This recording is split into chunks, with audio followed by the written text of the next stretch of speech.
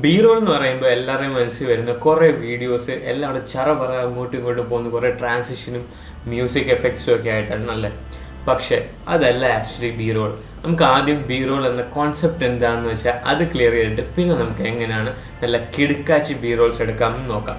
Hi everyone, I am Ebin Philip and welcome to my channel. അപ്പോൾ എന്താണ് B-roll? B-roll അറിയണമെങ്കിൽ ഞാനിപ്പോൾ നിങ്ങൾ സംസാരിച്ചുകൊണ്ടിരിക്കുന്നത് അല്ലേ, ഈ സംസാരത്തിനിടയ്ക്ക് ഞാനിപ്പോൾ പാൽക്കുളമേട് അല്ലെങ്കിൽ ഒരു ഫോറസ്റ്റ് കറങ്ങാൻ പോയെന്ന് വെച്ചു. ഈ പാൽക്കുളമേട് അല്ലെങ്കിൽ ഈ ഫോറസ്റ്റ് ഞാൻ കറങ്ങാൻ പോകുന്നതിൻ്റെ കഥ പറയുമ്പോൾ ആ ഫോറസ്റ്റിൻ്റെ ഫുട്ടേജ് നിങ്ങളുടെ മുന്നിൽ ഇപ്പോൾ കാണുന്നില്ല. ആ ഫുട്ടേജ് B-roll ആണ്. യെസ്, ഞാൻ ഈ പറഞ്ഞുകൊണ്ടിരിക്കുന്നത് A-rollഉം ഇതിൻ്റെ മേളിൽ കൂടെ ഞാൻ എന്തെങ്കിലും എക്സ്പ്ലെയിൻ ചെയ്യുമ്പോൾ അത് ഡീറ്റെയിൽ ആയിട്ട് കാണിക്കാൻ വേണ്ടി യൂസ് ചെയ്യുന്ന ഫുട്ടേജിനാണ് B-roll എന്ന് പറയുന്നത്. അപ്പോൾ മനസ്സിലായല്ലോ, ഇത്ര മാത്രമേ ഉള്ളൂ A-rollഉം B-rollഉം തമ്മിലുള്ള വ്യത്യാസം. അപ്പോൾ ഇനി നമ്മൾ ഈ B-rollനെ എങ്ങനെ നന്നാക്കി എടുക്കാമെന്നാണ് ഇനി ഞാൻ നിങ്ങൾക്ക് പറഞ്ഞുതരാൻ പോകുന്നത്. അപ്പോൾ ആദ്യം തന്നെ നമ്മുടെ B-rollനെ ഡിപ്പെൻഡ് ചെയ്യുന്ന അതിൻ്റെ ഫ്രെയിം പെർ സെക്കൻഡ് ആണ്. ഫ്രെയിം പെർ സെക്കൻഡ് എന്ന് വെച്ച് കഴിഞ്ഞാൽ നമ്മുടെ ക്യാമറ ഒരു സെക്കൻഡിൽ എത്ര ഫോട്ടോ ക്ലിക്ക് ചെയ്തിട്ടാണ് ആ ഒരു വീഡിയോ പ്ലേ ബാക്ക് ചെയ്യുന്നത്. നമുക്കറിയാമല്ലോ, പലയിടത്തും നമ്മൾ കണ്ടിട്ടുണ്ട് അനിമേഷനൊക്കെ നടക്കുന്നത് ഇങ്ങനെ കുറേ ഫോട്ടോസ് വരച്ചിട്ട് അത് സ്പീഡിൽ റൺ ചെയ്യുമ്പോഴാണ് അത് വീഡിയോ ആയിട്ട് തോന്നുന്നത് അല്ലേ.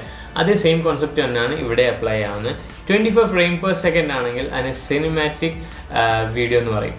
അതുപോലെ തന്നെ 30 FPS ഉണ്ട്, അതുപോലെ തന്നെ 60 FPS ഉണ്ട്, 120 FPS ഉണ്ട്. അപ്പോൾ ഈ ഓരോ FPS എടുക്കുമ്പോൾ ആ ഫുട്ടേജിന് ഒരു കുറച്ച് മാറ്റങ്ങൾ വരും. നമുക്കിപ്പോൾ ഒരു സ്ലോ മോഷൻ വീഡിയോ എടുക്കണമെങ്കിൽ നമ്മൾ 30 FPS എടുത്തിട്ട് ഒരു കാര്യമില്ല, അതിനെ സ്ലോ ആക്കാൻ പറ്റണമല്ലോ. സ്ലോ ആക്കാൻ പറ്റണമെന്ന് വെച്ച് കഴിഞ്ഞാൽ അതൊരു 60 അല്ലെങ്കിൽ 120 FPS എടുക്കുമ്പോഴായിരിക്കും നമുക്ക് സ്ലോ മോഷൻ ആക്കാൻ പറ്റുന്നത്. അതിനെ സ്ലോ ആക്കും, ആ 120നെ സ്ലോ ആക്കി എടുക്കുമ്പോഴാണ് അത് സ്ലോ മോഷനായിട്ട് കാണുന്നത്. അപ്പോൾ നമ്മളിപ്പോൾ ഒരു B-roll എടുക്കുമ്പോൾ അതിൻ്റെ ഫുൾ ഫുട്ടേജ് ഒരിക്കലും നമ്മൾ സ്ലോ മോഷൻ മാത്രം ഇട്ട് കളിക്കാൻ പാടില്ല. അത് എപ്പോഴും ഒരു മിക്സ് ആൻഡ് മാച്ച് ആയിരിക്കണം.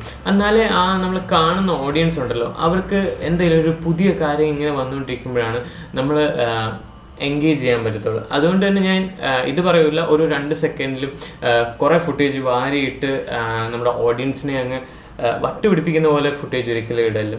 നമ്മൾ ഈ B-roll ചെയ്യുന്നതിൻ്റെ ഒബ്ജക്റ്റീവ് ഞാൻ നിങ്ങൾക്ക് നേരത്തെ പറഞ്ഞല്ലോ. It's more about telling what we want our audience to see.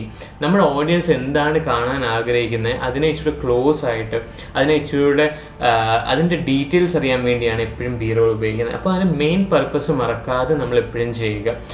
Just കുറേ എഫക്ട്സ് വരിയിട്ട് ഷൂ എന്ന് പറഞ്ഞു പോകുന്ന ഫുട്ടേജിനെ അല്ല B-roll എന്ന് പറയുന്നത്. അത് ആദ്യം മനസ്സിലാക്കുക. ഇപ്പോഴത്തെ ഒരു ട്രെൻഡ് അനുസരിച്ച് കുറേ ട്രാൻസിഷനും കുറേ എഫക്ട്സും വാരിയിട്ട് കുറച്ച് ഫുട്ടേജ് റൺ ചെയ്യുന്നത് B-roll അല്ല ആക്ച്വലി. അത് ജസ്റ്റ് മോൺടാജ് എന്ന് പറയും. അങ്ങനെയുള്ള ഫുട്ടേജിനെ മോൺടാജസ് എന്നാണ് പറയുന്നത്. അപ്പോൾ let's break it one by one. ആദ്യത്തെ ഓപ്ഷനായിരുന്നു FPS. നമ്മളിപ്പോൾ ഏത് വീഡിയോ എടുക്കുമ്പോഴും കറക്റ്റായിട്ട് FPS ചൂസ് ചെയ്തില്ലെങ്കിൽ നമുക്ക് പോസ്റ്റ് പ്രൊഡക്ഷൻ അല്ലെങ്കിൽ എഡിറ്റിങ്ങിൽ നമുക്ക് പിന്നെ അത് മാറ്റാൻ പറ്റില്ല. ഓക്കെ, അപ്പോൾ ആദ്യം തന്നെ നമ്മൾ നമ്മുടെ ക്യാമറയിൽ FPS കറക്റ്റായിട്ട് സെറ്റ് ചെയ്യുക. മാക്സിമം ക്യാമറയിലും 30 60 FPS കാണാറുണ്ട്. പിന്നെ 120 FPS ഒക്കെ ചില ക്യാമറയിൽ കാണത്തില്ല, പക്ഷേ ഉണ്ടെങ്കിൽ നല്ല കാര്യം. മൊബൈലിലും ഇപ്പോൾ 120 FPS ഒക്കെ അവൈലബിൾ ആണ്. അവർ റെസൊല്യൂഷൻ ചിലതിനകത്ത് കുറയും, 720p ഒക്കെ ആവും. കുഴപ്പമില്ല, സ്ലോ മോഷൻ വേണമെങ്കിൽ അങ്ങനെ നമുക്ക് കുറച്ചൊക്കെ കോംപ്രമൈസ് ചെയ്യാം അല്ലേ. അപ്പോൾ നമ്മുടെ B-roll ചെയ്യാൻ വേണ്ടി അടുത്ത എന്താണെന്ന് നോക്കാം. നമ്മൾ ഏത് ഫുട്ടേജ് എടുത്താലും അതിന് കുറച്ച് മൂവ്മെൻറ്റ്സ് വേണം. ഇപ്പോൾ മൂവ്മെൻ്റ് ഉള്ളൊരു ഫുട്ടേജാണ് എന്ന് വെച്ച് കഴിഞ്ഞാൽ നമ്മളിപ്പോൾ ഒരു ബിസി റോഡാണ് കാണിക്കുന്നത്. അപ്പോൾ ഓൾറെഡി ആ ഫുട്ടേജിൽ മൂവ്മെൻറ്റ്സ് ഉണ്ട്. അതിൻ്റെ കൂടെ നമ്മൾ മൂവ്മെൻറ്റ്സ് ചേർത്ത് കഴിഞ്ഞാൽ ഇറ്റ്സ് വെൽ ആൻഡ് ഗുഡ്. ചേർത്തില്ലെങ്കിലും കുഴപ്പമില്ല, because it already has something to watch on, something to see. നമ്മുടെ കണ്ണിനെ എൻഗേജ് ചെയ്ത് വെക്കാൻ ഒരു മൂവ്മെൻറ്റ് അതിനകത്ത് ഓൾറെഡി ഉണ്ട്. പക്ഷേ ജസ്റ്റ് ഇൻ കേസ് ഇപ്പോൾ ഞാനൊരു ഈ പ്ലാന്റിനെ മാത്രം നിങ്ങളുടെ മുന്നിൽ ക്യാമറയിലൊരു 10 സെക്കൻഡ് അല്ലെങ്കിൽ 20 സെക്കൻഡ് കാണിച്ചുകൊണ്ടിരിക്കുക, നിങ്ങൾ എന്തായാലും ബോറാവും അല്ലേ. അപ്പോൾ വി നീഡ് ടു മേക്ക് ആ ഫുട്ടേജ് എൻഗേജിങ്. ആ എൻഗേജ്മെൻറ്റ് കൊണ്ടുവരാനാണ് നമ്മളെപ്പോഴും ക്യാമറ മൂവ്മെൻറ്റ്സ് യൂസ് ചെയ്യുന്നത്. വെറുതെ മൂവ്മെൻറ്റ്സ് ചെയ്യുന്നതുകൊണ്ടൊരു കാര്യമില്ല, ഓരോ മൂവ്മെൻറ്റിനും ഒരു റെലവൻസ് ഉണ്ട്. നമ്മളിപ്പോൾ ഫോർവേഡ് പോകുന്നതും ബാക്ക്വേർഡ് പോകുന്നതും പാൻ മൂവ്മെൻറ്റും ടിൽറ്റ് മൂവ്മെൻറ്റും അങ്ങനെ പല മൂവ്മെൻറ്റ്സ് ഉണ്ട്. അപ്പോൾ ഓരോ മൂവ്മെൻറ്റ്സിനും ഓരോ പറയാനുണ്ട്. അതിനെപ്പറ്റി ആധികാരമായിട്ട് പഠിച്ചാലേ നമുക്ക് മനസ്സിലാകത്തുള്ളൂ. ഇപ്പോൾ നമ്മൾ ഫിലിമിലൊക്കെ തന്നെ നമ്മളിപ്പോൾ ഒരു സാധനത്തിൻ്റെ അടുത്തോട്ട് അല്ലെങ്കിൽ സൂം ചെയ്ത് പോകുന്ന അതിൻ്റെ അർത്ഥം എന്ന് വെച്ചാൽ നമ്മൾ ഓഡിയൻസിനെ നമ്മുടെ ഒബ്ജക്റ്റിലോട്ട് കൂടുതൽ ആകർഷിക്കുകയാണ്, അല്ലെങ്കിൽ ആ ഒബ്ജക്റ്റിനെ കൂടുതൽ ഫോക്കസ് കൊണ്ടുവരാൻ വേണ്ടിയാണ് നമ്മൾ സൂം ചെയ്യുന്നത്. സൂം ഔട്ട് ചെയ്യുന്നതെന്ന് വെച്ച് കഴിഞ്ഞാൽ നമ്മൾ റിവീൽ ചെയ്യുകയാണ്. നമ്മൾ ഇപ്പോൾ എൻ്റെ ഫേസ് മാത്രം കാണിച്ച് വെച്ചൊരു വീഡിയോ എടുക്കുകയാണ്, എന്നിട്ട് പെട്ടെന്ന് ഞാൻ സൂം ഔട്ട് ചെയ്യുമ്പോൾ എൻ്റെ ബാക്ക്ഗ്രൗണ്ട് ഞാൻ എവിടെ ഇരിക്കുന്നതെന്നുള്ളത് എസ്റ്റാബ്ലിഷ് ആവുകയാണ് അല്ലേ. അപ്പോൾ കൺസീലിങ് റിവീലിംഗ് ഈ ഒരു 2 കോൺസെപ്റ്റ് വെച്ചാണ് നമ്മൾ ക്യാമറ മൂവ്മെൻറ്റ്സ് മാക്സിമം യൂസ് ചെയ്യുന്നത്. ഇപ്പോൾ ഒരു സാധനം പാൻ പാൻ എന്ന് വെച്ചാൽ നമ്മൾ ഈ ഹൊറിസോണ്ടൽ മൂവ്മെൻറ്റിനാണ് പാൻ എന്ന് പറയുന്നത്. ഓക്കെ, അപ്പോൾ നമ്മൾ ക്യാമറയിൽ ജസ്റ്റ് പിടിച്ചുകൊണ്ട് ലെഫ്റ്റ് പാൻ അല്ലെങ്കിൽ റൈറ്റ് പാൻ ചെയ്യുമ്പോൾ അതിനൊരു റെലവൻസ് ഉണ്ട്. നമ്മളിപ്പോൾ ആ ഒരു ഏരിയ കാണിക്കാൻ വേണ്ടിയാണ് പാനിങ് ചെയ്യുന്നത്. ഓക്കെ, പിന്നെ പാനിങ് ചിലയിടത്ത് നമ്മൾ ലെഫ്റ്റ് പാൻ ചെയ്യുമ്പോൾ പാസ്റ്റിലോട്ട് പോകുന്ന ഒരു എന്താ സൈക്കോളജി നമുക്ക് യൂസ് ചെയ്യാം. അതുപോലെ തന്നെ റൈറ്റിലോട്ട് പോകുമ്പോൾ ഇനി ഫ്യൂച്ചറിൽ എന്താ നടക്കുന്നതെന്നുള്ള കോൺസെപ്റ്റ് ഉണ്ട്. അപ്പോൾ ഓരോ മൂവ്മെൻറ്റിനും നമുക്ക് ഓരോ റെലവൻസ് ഉണ്ട് കേട്ടോ. ജസ്റ്റ് വെറുതെ മൂവ്മെൻറ്റ് ഇടുന്നതിനല്ല പ്രശസ്തി, അത് എന്തുകൊണ്ട് ഉപയോഗിക്കുന്നു അതിനൊരു ഇൻവോൾവ്മെൻറ്റ് കൊടുത്തു കഴിഞ്ഞാൽ, അതിനൊരു റീസൺ കൊടുത്തു കഴിഞ്ഞാൽ അതിനിച്ചിലൂടെ രസമായിരിക്കും കാണാൻ വേണ്ടി. ഓക്കെ, അപ്പോൾ പക്ഷേ ഇപ്പോഴത്തെ നമ്മുടെ ട്രെൻഡ് അനുസരിച്ച് നമ്മൾ സ്വിഷ് മൂവ്മെൻറ്റ് അല്ലെങ്കിൽ ട്രാൻസിഷന് വേണ്ടി കുറേ മൂവ്മെൻറ്റ്സ് അങ്ങനെ പല മൂവ്മെൻറ്റ്സ് നമ്മൾ ചെയ്യാറുണ്ട് അല്ലേ.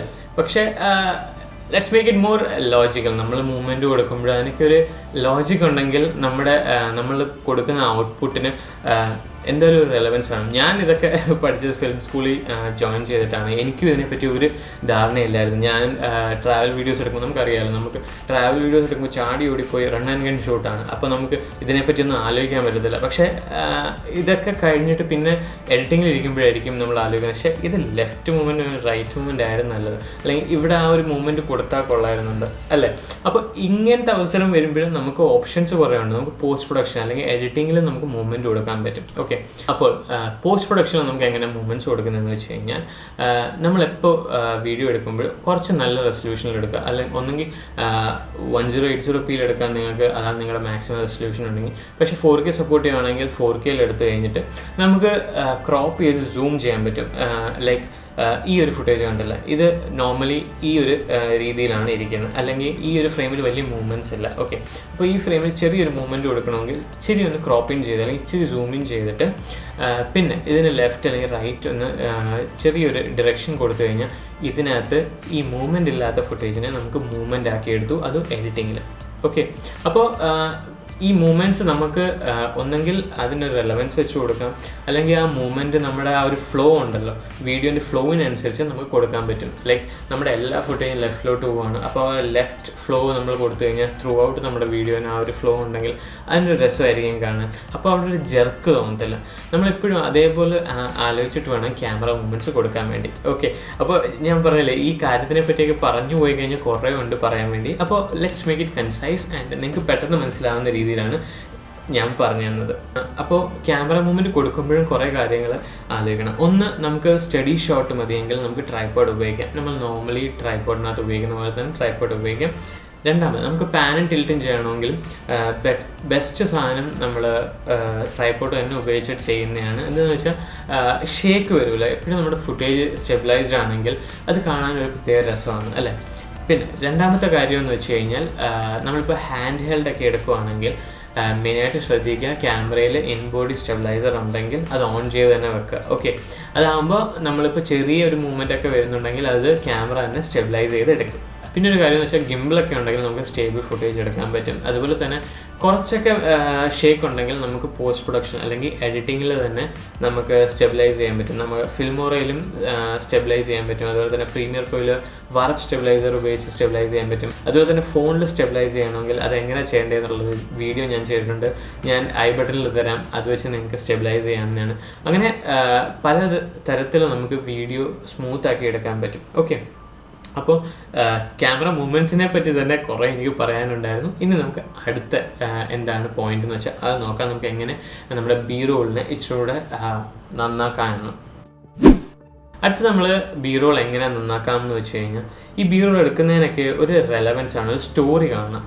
നമ്മൾ വെറുതെ കുറേ വീഡിയോസ്, നേരത്തെ പറഞ്ഞ പോലെ തന്നെ വെറുതെ കുറേ വീഡിയോസ് ചറപറാവായിട്ട് കുറേ ട്രാൻസിഷൻ ഇടുന്നതല്ല. ആക്ച്വലി ബി-റോളിനകത്ത് എന്തെങ്കിലും ഒരു സ്റ്റോറി അല്ലെങ്കിൽ ഒരു റെലവൻസ് അല്ലെങ്കിൽ ഒരു സീക്വൻസ് ഉണ്ടെങ്കിൽ അതെപ്പോഴും ഒരു ഓഡിയൻസിനെ എൻഗേജ് ചെയ്ത് വെക്കും.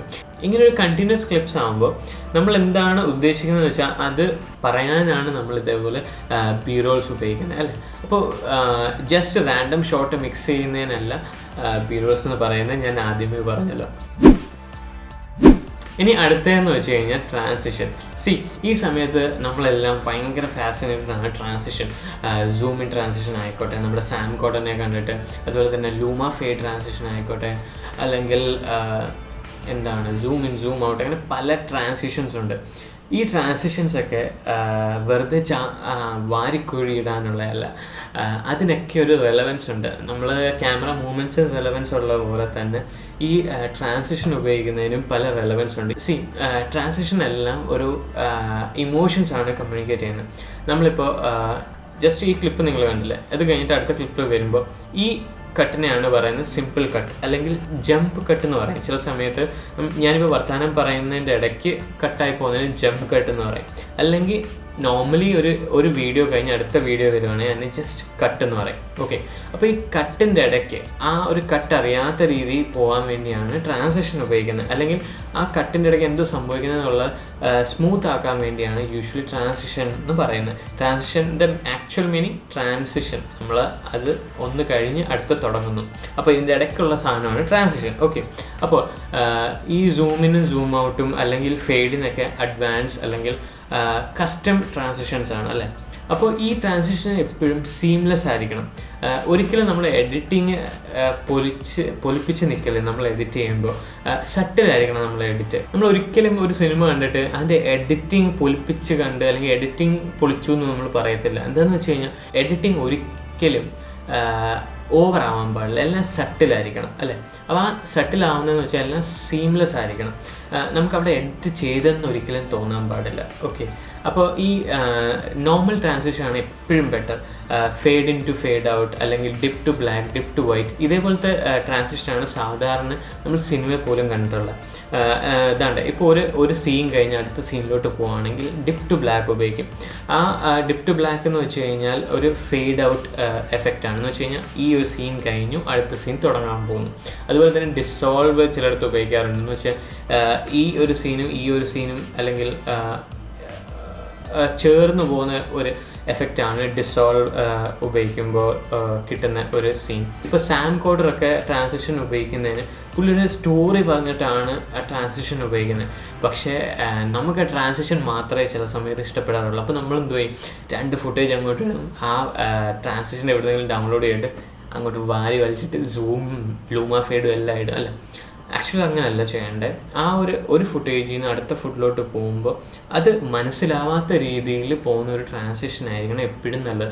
നമ്മൾ സാം കോഡർ ഉപയോഗിച്ചേക്കുന്ന സൂം ഇൻ ട്രാൻസിഷൻ നിങ്ങൾ നോക്കിക്കഴിഞ്ഞാൽ അറിയാം, പുള്ളി ഒരു സൂംഡ് ഇൻ ഫുട്ടേജിനെ ഒരു സൂംഡ് ഔട്ട് ഫുട്ടേജിനെ രണ്ടിനെ മേർജ് ചെയ്യാൻ വേണ്ടിയാണ് ആ സൂം ട്രാൻസിഷൻ ഉപയോഗിച്ചേക്കുന്നത്, അല്ലേ? അപ്പോൾ നമ്മൾ ചെയ്യുമ്പോഴും അതേപോലെ സീംലെസ് ആയിട്ട് ട്രാൻസിഷൻ ഉപയോഗിക്കാൻ പ്രത്യേകം ശ്രദ്ധിക്കുക. ഓക്കെ, അടുത്ത നമ്മൾ ബി-റോൾ ചെയ്യുമ്പോൾ നമ്മൾ കുറേ ശ്രദ്ധിച്ചിട്ടുള്ളൊരു കാര്യമാണ് സ്പീഡ് റാമ്പിങ്. സ്പീഡ് റാമ്പിംഗ് എന്ന് വെച്ച് കഴിഞ്ഞാൽ ഇപ്പോൾ നോർമൽ സ്പീഡിൽ ഓടുന്ന ഒരു വീഡിയോനെ നമ്മൾ പെട്ടെന്ന് സ്പീഡ് ഇൻക്രീസ് ചെയ്ത് പെട്ടെന്ന് സ്പീഡ് കുറയ്ക്കും, അല്ലെങ്കിൽ പെട്ടെന്ന് ഒരു സ്പീഡ് വേരിയേഷൻ വരുന്നതിനാണ് സ്പീഡ് റാമ്പിംഗ് എന്ന് പറയുന്നത്. ഈ ഒരു കൈൻഡ് ഓഫ് എഡിറ്റിംഗ് ഒരു ട്രാൻസിഷനായിട്ട് നമുക്ക് യൂസ് ചെയ്യാം. എന്ന് വെച്ച് കഴിഞ്ഞാൽ ഒരു 2 ക്ലിപ്പിൻ്റെയും എൻഡിങ് നമുക്ക്, അല്ലെങ്കിൽ ഒരു ക്ലിപ്പിൻ്റെ എൻഡിങ് സ്പീഡാക്കിയിട്ട് അടുത്ത ക്ലിപ്പിൻ്റെ സ്റ്റാർട്ടിങ് സ്പീഡാക്കി നമ്മൾ ജോയിൻ ചെയ്ത് കഴിഞ്ഞാൽ അവിടെ ആ ഒരു സ്പീഡ് കാരണം നമുക്ക് ആ കട്ട് മനസ്സിലാവാതെ പോകും. അപ്പോൾ അതിനെ ഒരു ട്രാൻസിഷനായിട്ട് നമുക്ക് ഉപയോഗിക്കാം. അല്ലെങ്കിൽ ഈ സ്കേറ്റ് ബോർഡിംഗ് ഒക്കെ ചെയ്യുന്നവർ നിങ്ങൾ കണ്ടിട്ടുണ്ടാവില്ല, അവരിങ്ങനെ മേളിലോട്ട് പോയിട്ട് അവിടെ ഒരു സ്ലോ മോഷൻ കൊടുത്തു കഴിഞ്ഞാൽ അതിനൊരു പ്രത്യേക രസമാണ്, അല്ലേ? അപ്പോൾ അങ്ങനത്തെ എഫക്റ്റ് ചെയ്യാൻ വേണ്ടിയാണ് സ്പീഡ് റാമ്പിംഗ് ഉപയോഗിക്കുന്നത്. എന്ന് വെച്ചാൽ ഒരു നോർമൽ പോകുന്ന വീഡിയോന് പെട്ടെന്ന് സ്ലോ ആക്കുമ്പോൾ അതിന് കാണാൻ ഒരു പ്രത്യേക രസമില്ല. ആ ഒരു കൈൻഡ് ഓഫ് എഫക്റ്റിനെയാണ് സ്പീഡ് റാമ്പിംഗ് എന്ന് പറയുന്നത്. പിന്നെ ഈ സ്പീഡ് റാമ്പിംഗ് ചെയ്യുമ്പോൾ പ്രത്യേകം ശ്രദ്ധിക്കേണ്ട കാര്യം എന്ന് വെച്ച് കഴിഞ്ഞാൽ അബ്രപ്റ്റ് കട്ട് ചെയ്യാതിരിക്കുക. എന്ന് വെച്ചാൽ പെട്ടെന്ന് സ്പീഡ് കൂടിയാണ് പെട്ടെന്ന് സ്പീഡ് അങ്ങനെ കുറയ്ക്കാതിരിക്കുക. ഇൻസ്റ്റഡ് അതെല്ലാം ഒരു ഫ്ലോയിൽ പോവുക. നമ്മൾ നോർമൽ സ്പീഡിൽ വന്നിട്ട് പെതുക്കെ കൊണ്ട് സ്പീഡ് പോവുക, അല്ലെങ്കിൽ പെതുക്കെ കൊണ്ട് സ്ലോ ആക്കുക. പെട്ടെന്ന് ടക്ക് നിന്ന് കഴിഞ്ഞാൽ അതിവിടെ ഒരു നമ്മുടെ കണ്ണിനൊരു വൈക്ലഭ്യം തോന്നും. ആ വൈക്ലഭ്യം തോന്നാത്ത രീതിയിലായിരിക്കണം എഡിറ്റിംഗ് ചെയ്യുന്നത്. അപ്പോൾ നമ്മളിപ്പോൾ പ്രീമിയർ പ്രോയിലൊക്കെ ചെയ്യുമ്പോൾ അതിൻ്റെ ഗ്രാഫൊക്കെ കറക്റ്റ് ചെയ്ത് വിട്ട് കഴിഞ്ഞാൽ നമുക്കൊരു സീംലെസ് ഒരു ട്രാൻസിഷൻ അല്ലെങ്കിൽ സ്പീഡ് റാമ്പിങ് തോന്നും. ഓക്കെ, അടുത്ത ബി റോളിൽ ഏറ്റവും ഇമ്പോർട്ടൻ്റ് ആയിട്ടുള്ള ഘടകമാണ് സൗണ്ട് ഡിസൈൻ അല്ലെങ്കിൽ സൗണ്ട് എഫക്ട്സ്. നമ്മളിപ്പോൾ ഞാൻ നേരത്തെ പറഞ്ഞ പോലെ തന്നെ ഞാനിപ്പോൾ ഒരു കാട്ടിലോട്ട് പോവുകയാണെങ്കിൽ ആ കാട്ടിൻ്റെ സീൻ മാത്രം കാണിക്കാതെ ആ കാട്ടിൽ എന്തൊക്കെയാണ് എഫക്റ്റ് വരുന്നത്, കുറേ കിളികൾ കരയാം, ചീവീട് കരയാം, അല്ലെങ്കിൽ പുറയുന്നൊരു ആനയുടെ ശബ്ദം കേൾക്കാം. അങ്ങനെയുള്ള എഫക്ട്സ് ഇടുമ്പോഴാണ് ആ ഒരു ബി റോളിനൊരു ഗുമ്മ് വരും അല്ലേ. അപ്പോൾ നമ്മളിപ്പോൾ ഒരു ബി റോൾ ഉപയോഗിക്കുമ്പോൾ സൗണ്ട് എഫക്ട്സ് അല്ലെങ്കിൽ സൗണ്ട് ഡിസൈൻ കറക്റ്റായിട്ട് ചെയ്യാൻ ശ്രദ്ധിക്കുക. ഇപ്പോൾ ഒരു വാട്ടർഫോളിനടുത്ത് പോകുമ്പോൾ ഉള്ള വാട്ടറിൻ്റെ ശബ്ദം, അതുപോലെ തന്നെ കിളികൾ ചിലകന്, ഇതേപോലത്തെയൊക്കെ നമുക്ക് പോസ്റ്റ് പ്രൊഡക്ഷനിൽ സെപ്പറേറ്റ് ആയിട്ട് ഡൗൺലോഡ് ചെയ്തിട്ട് ഇടാവുന്നതാണ്. സ്പെഷ്യലായിട്ട് സൗണ്ട് ഇടുന്നതിനെയാണ് സൗണ്ട് ഡിസൈൻ എന്ന് പറയുന്നത്. അതിനെപ്പറ്റി കുറേ പഠിക്കാൻ തന്നെ ഉണ്ട്. നമ്മൾ അതിൻ്റെ ലെവല് കറക്റ്റ് ചെയ്യുന്നതും അത് എങ്ങനെ അത് സീംലെസ് ആയിട്ട് പോകുന്നതും എന്ന് വെച്ച് കഴിഞ്ഞാൽ നമ്മളിപ്പോൾ ഒരു സൗണ്ട് ഇട്ട് കഴിഞ്ഞാൽ സൗണ്ട് ഇട്ടായിട്ട് തോന്നില്ല. ആ ഒരു സ്ഥലത്തോട്ട് നമ്മൾ പോകുമ്പോൾ പെതുക്കെ കൊണ്ട് വന്ന് നമുക്കത് ഫീൽ ചെയ്യുന്ന രീതിയിൽ തന്നെ ഇടുക. എല്ലാം ഈ എഡിറ്റിങ്ങിൽ നമ്മൾ എപ്പോഴും സട്ടിലായിരിക്കണം, ഒന്നും ഓവർ ചെയ്യാത്ത രീതിയിലായിരിക്കണം നമ്മൾ എഡിറ്റ് ചെയ്യുന്നത്.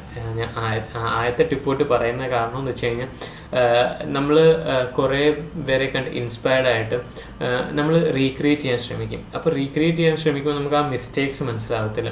ഞാനും കുറേ മിസ്റ്റേക്സ് ചെയ്തിട്ടുണ്ട്. ഞാൻ ചെയ്താണ് ഇതെല്ലാം പഠിക്കുന്നത്. അപ്പോൾ ഈ എനിക്ക് വന്ന മിസ്റ്റേക്സ് നിങ്ങൾക്ക് വരാതിരിക്കാനാണ് പറയുന്നത്. നമ്മൾ എന്ത് ചെയ്യുമ്പോഴും ആ എഡിറ്റിങ്ങിലെല്ലാം സീംലെസ് ആയിരിക്കണം, സ്മൂത്ത് ആക്കുക, ഒരു ഒന്നും അബ്രപ്റ്റ് ആവാതിരിക്കുക. എന്ന് വെച്ച് കഴിഞ്ഞാൽ പെട്ടെന്ന് അയ്യോ ഇതെന്തോ വന്ന് എന്ന് തോന്നാതിരിക്കുക.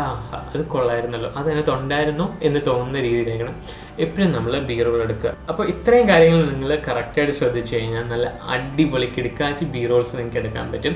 അപ്പോൾ ഈ വീഡിയോ ഇഷ്ടപ്പെട്ടെങ്കിൽ ലൈക്ക് ചെയ്യുക. അപ്പോൾ ഇതേപോലെ നല്ല നല്ല വീഡിയോസിനായി എൻ്റെ ചാനൽ സബ്സ്ക്രൈബ് ചെയ്യുക. നിങ്ങൾ ആദ്യമായിട്ടാണ് കാണുന്നതെങ്കിൽ ചാനൽ സബ്സ്ക്രൈബ് ചെയ്യുക. അപ്പോൾ അടുത്ത വീഡിയോയിൽ കാണുന്നവരെ ഞാൻ എബിൻ. ബൈ.